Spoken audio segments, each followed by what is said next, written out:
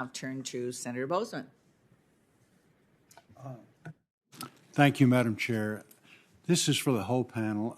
I've heard from several ag interests that there's a perceived shift at the CFTC to become an agency which is heavy on enforcement. While I support punishing bad actors, I understand that enforcement continues to play a larger role at the CFTC, even in situations where violations are minor, unintentional, and could be easily corrected.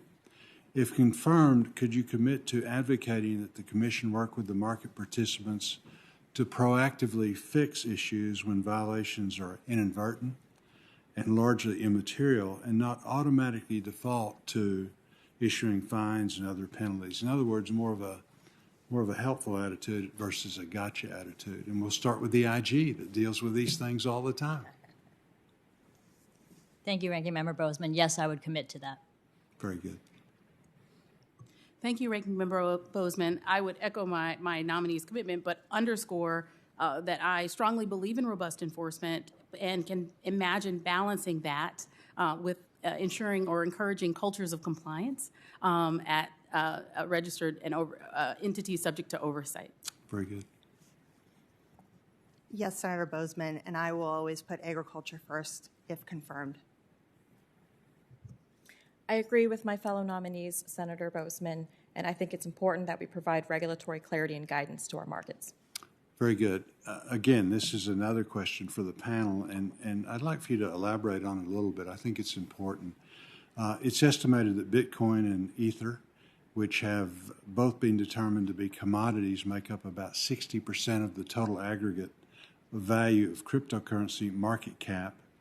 Beyond these two digital assets, do you believe it makes sense for CFTC to provide a list of guidance on which other digital assets it considers to be commodities? And let's start at the other end. Senator, I appreciate the bipartisan and thoughtful engagement and support from the Ag committees on this critical issue. There have to be clear rules of the road to protect customers, and these markets can't grow fairly and responsibly without more clarity. So I would suggest that that's the approach that the Commission and the rest of the regulators in the U.S. and around the world provide on this. They're global markets, and it's important that the U.S. does not miss an opportunity to lead here and support U.S. businesses. I welcome the direction of the Congress on this, and if confirmed, we'll work with the chairman, my fellow commissioners, and the staff on tackling this. I will faithfully uphold the CFTC's mandate and defend its jurisdiction if necessary. So would you consider providing a list of, in other words, determining the other entities besides Ether and Bitcoin as to whether or not they are commodities versus something else? Mm-hmm.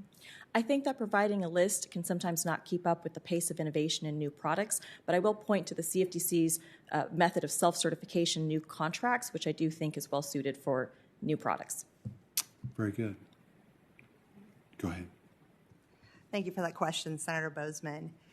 As far as a list as to what's a commodity or what's a security, I think we need to look beyond that, and we need to look at the markets.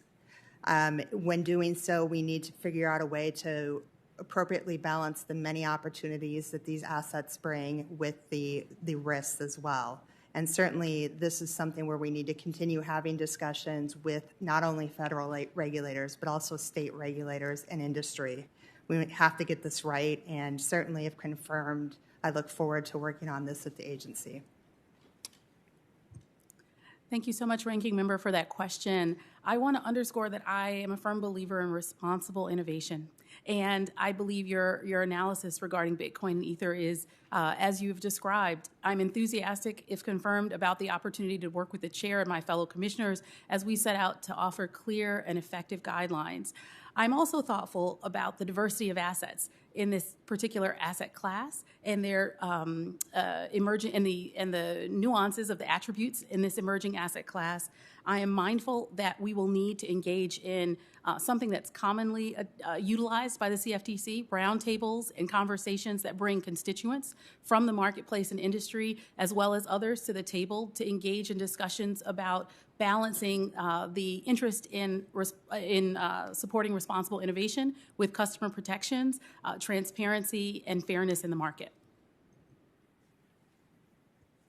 Thank you, Ranking Member Boozman, for that. I think one of the things that Chair Benham recommended was this is something maybe Congress might want to consider. I am concerned about providing a list and not being able to keep up, and I think one of the issues that could be helpful from a regulatory approach is providing clarity on how that decision is made as to what is a digital asset security versus a commodity.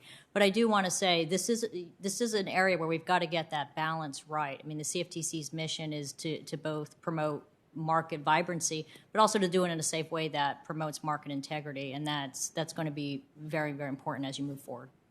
Very good. Thank you, Madam Chair.